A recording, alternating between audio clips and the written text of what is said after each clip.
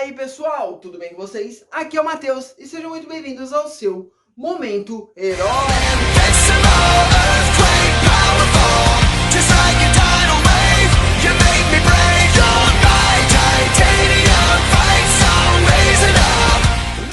E hoje nós vamos falar de dois personagens que são os mestres da manipulação no universo de Mortal Kombat e que também são os vilões mais incríveis, mais icônicos da trama. Estamos falando da Sindel e do Shang Tsung. Bom, a princípio vamos falar da Sindel. A Sindel, ela era uma rainha de uma província da Exoterra chamada Edenia. E com isso, por conseguinte, ela era casada com o rei de lá, o rei Geralt, que era um rei justo, valoroso, honroso e que tratava todos com muito respeito, independente da classe social, entre outras coisas assim. Bom, com isso, o fruto desse casamento, surgiu uma linda garotinha, nossa querida Kitana. E com isso tudo ia muito bom, o reino prosperava muito. Mas a Sindel não prosperava, na realidade, ela nunca gostou muito do marido, pois ela considerava que os ideais dele, ela não compactuava muito com os ideais dele, pois ela achava que esses ideais não eram condizentes a de um regente, e com isso ela sempre tratou ele como se fosse um fraco. E não era de se admirar que quando Edenia fosse invadida pelo nosso imperador proclamado da Exoterra, o Shao Kahn, ela praticamente entregou o reino de bandeja para ele, matando o seu marido, o rei Geralt, e assim se casando de novo com o Shao Kahn. Com isso, a Sindel inventou a mentira, dizendo que o Shao Kahn havia matado o Geralt e que ela havia sido forçada a se casar com o Shao Kahn. Com isso, a Kitana cresceu na Exoterra, sempre ouvindo as histórias da mãe, dizendo que ela era uma heroína que se submeteu às tramóias do vilão.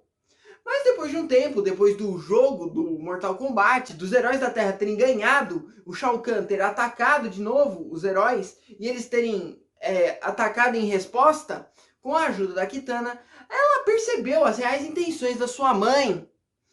E com isso, para impedir que ela lutasse contra os guerreiros do plano terreno, ela tentou impedi-la.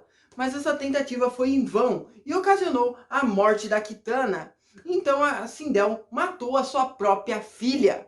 Mas eventualmente ela acabou sendo morta por um guerreiro do plano terreno chamado Nightwolf, que era um indígena que tinha várias habilidades especiais. E com isso, para derrotá-la, ele cometeu o auto-sacrifício, que acabou se explodindo e assim levando ela junto. Mas depois de um tempo, ela acaba voltando para ajudar o seu marido a reconquistar o trono da Exoterra, pisando em cima de todos, até mesmo da sua própria filha. Bom, agora falando do Shang Tsung, né, ele era um mago que participava dessa sociedade. Com isso, o Shang Tsung, ele era o diferentão que gostava de praticar magias proibidas, ou seja, magia negra, magia necrótica. E com isso, um dos deuses da magia de Edenia acabou descobrindo essas suas tramóias. E com isso, ele acabou rogando uma maldição no Shang Tsung. E essa maldição se tratava de que ele envelheceria rapidamente até ele virar pó. Então, para continuar se mantendo jovem e saudável, ele acabou-se por roubar as almas de vários oponentes que ele havia derrotado. E assim ele se permanecia jovem.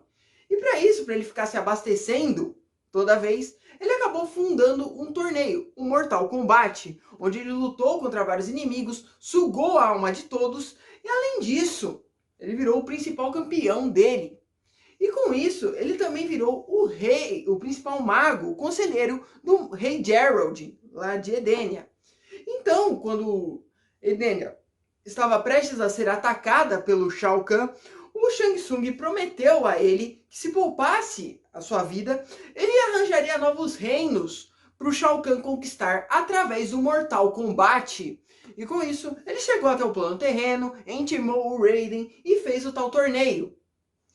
E assim, os guerreiros do plano terreno lutaram contra ele várias e várias vezes, até chegar no seu campeão, que era o príncipe de uma raça guerreira da Exoterra chamada Shao Kahn, e seu nome era Goro.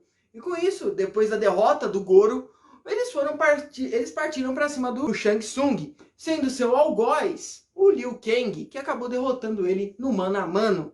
Agora falando Falando mais abertamente sobre os dois, a princípio a Sindel, ela tem vários poderes especiais, como por exemplo, o espírito que habita dentro dela, que é o espírito da Banshee, que para quem não sabe, a Banshee é um espírito é um espírito muito poderoso, que lhe concede vários poderes, como por exemplo, telecinese, a capacidade de voo e também a capacidade dela gerar um grito sônico super poderoso, que avassala os seus oponentes. Além disso, a Sindel, ela possui tricocinese, que é basicamente ela poder controlar o cabelo com o pensamento. Isso é muito útil, já que esse poder concede a ela super força através do cabelo e também a capacidade de lutar contra alvos múltiplos, inimigos múltiplos. Isso a torna uma guerreira muito poderosa da franquia de Mortal Kombat e que também já derrotou vários heróis e também muitos deuses.